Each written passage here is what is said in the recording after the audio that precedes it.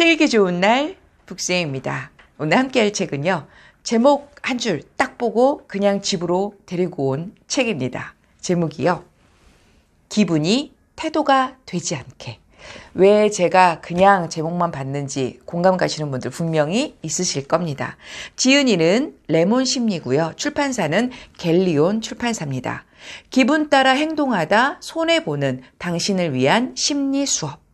집에서, 회사에서, 인간관계에서 후회가 사라지고 오해가 줄어드는 기적의 기분 사용법.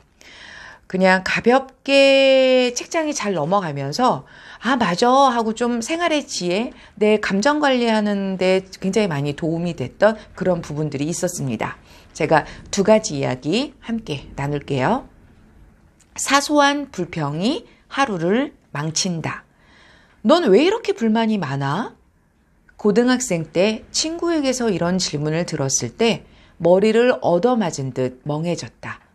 내가 불만이 많다고는 단 한 번도 생각하지 못했기 때문이다.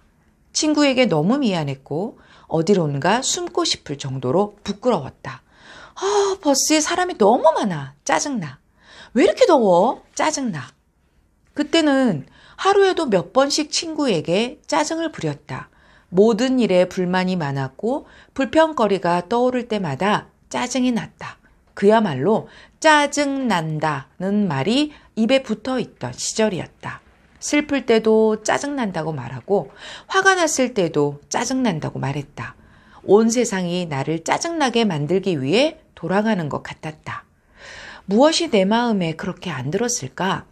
지금 생각해보면 그렇게까지 거슬릴 일도 아닌데 습관적으로 불평을 했던 것 같다. 이런 습관적인 불평은 내 하루를 망치고 내 관계를 망치며 결국 나를 망쳤다. 엉망인 하루하루가 모여 결국에 나는 불만이 많은 친구가 되어 있었다. 모두 속으로는 잘 알고 있을 것이다.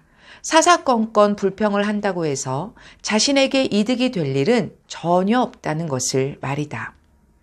자신이 지금 얼마만큼 불만족스러운지를 밖으로 표현해봐야 상황은 전혀 나아지지 않는다. 나아지기는커녕 주변의 분위기를 더 나쁘게 만들고 다른 사람의 기분마저 망가뜨리고 만다. 그러나 짜증스러운 불평을 쉽게 멈출 수도 없다. 사실 불평은 나 자신을 위한 것이다. 불평의 대상인 친구나 가족, 상사, 환경 등은 대체로 자기 바깥에 있는 것들이다. 바깥에 있는 것들이다. 그들을 원망하는 마음의 근원을 따라가 보면 나는 옳고 너는 틀렸다 라는 생각이 자리 잡고 있다. 이 어처구니 없는 믿음 때문에 나는 나의 진심을 참지 못하고 말로 내뱉고 마는 것이다.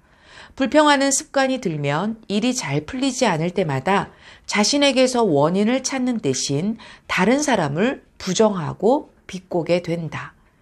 다른 사람을 깎아내리고 자신의 행위를 치켜 세우면서 우월감과 쾌감을 느낀다.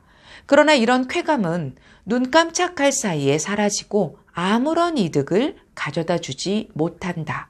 그렇다면 짜증을 내며 불만을 표출하면 답답했던 기분이라도 나아질까? 그것도 아니다. 툴툴대는 내가 싫어져서 기분은 더 최악으로 치닫는다. 설상가상으로 주변 사람들마저 점점 나에게 질리는 게 느껴진다. 나의 못난 성격으로 주변 사람이 등을 돌리는 것만큼 힘든 일도 없다. 도대체 어떻게 해야 불평을 멈출 수 있을까? 그 방법에 대해서 얘기를 해줬는데요. 불평하는 순간순간을 인식해라. 미국의 유명한 목사인 윌 보에는 불평 없이 살아보기라는 캠페인을 시작했다. 제가 이거 몇 년 전에 이 책을 읽었고요. 정말 보라색 밴드로 내가 불평을 하면 이렇게 이쪽에 차고 있다가 불평을 모르게 나도 모르게 했어요. 그러면 아 맞다. 그러면 이걸 이쪽에. 그리고 또 불평을 했다. 그러면 또 이쪽에. 근데 하루에 그런 날이 별로 없을 거라고 생각했거든요. 근데 제가 그걸 몇 년 전에 했을 때 하루에도 몇십 번씩 이렇게 많이 왔다 갔다 했습니다. 그래서 깜짝 놀랐어요. 이렇게 우리가 불평, 불만 속에서 살고 있었고 내가 그걸 모르고 있었구나. 그래서 되게 반가웠습니다. 21일간 보라색 밴드를 한쪽 손목에 차고 다니다가 스스로 불평하고 있다는 걸 알아차릴 때마다 밴드를 다른 팔목에 옮겨 차고 처음부터 다시 시작하는 캠페인이다. 많은 사람들이 이 캠페인을 환영하며 기꺼이 동참했고 불평하는 습관을 고치는데 큰 도움을 받았다. 나에게 불평하는 습관이 있는지를 깨닫는 과정이 가장 중요하다.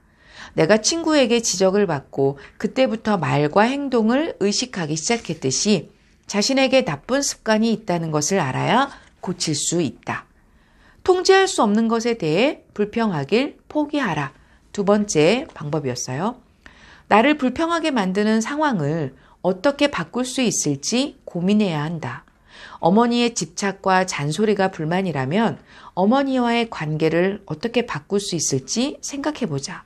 매번 짜증스러운 대꾸로 응하지 말고 문제를 발견하고 분석하고 해결해라. 그러나 내가 통제할 수 없는 것들에 대해 또다시 구시렁거리고 있다면 그것에 대해 생각하기를 포기하라. 날씨가 춥고 덥고 같은 일, 하나하나의 불만을 가지기 시작하면 스스로 멈출 수 없다. 불평은 사람의 에너지를 가장 많이 소모하는 무익한 행위다. 여기 포인트가 써 있는데요. 불평을 한다고 해서 상황이 나아지지는 않는다. 통제할 수 없는 것들에 대해 불평하는 것을 멈춰라 라고 써 있네요. 요 정도만 했는데도 벌써 8, 9분이 됐네요. 오늘은 여기까지 하고요. 그리고 제가 그 다음에 읽어드리려고 했던 거는 다음 시간에 함께 하도록 하겠습니다. 오늘도 북쌤이 응원합니다.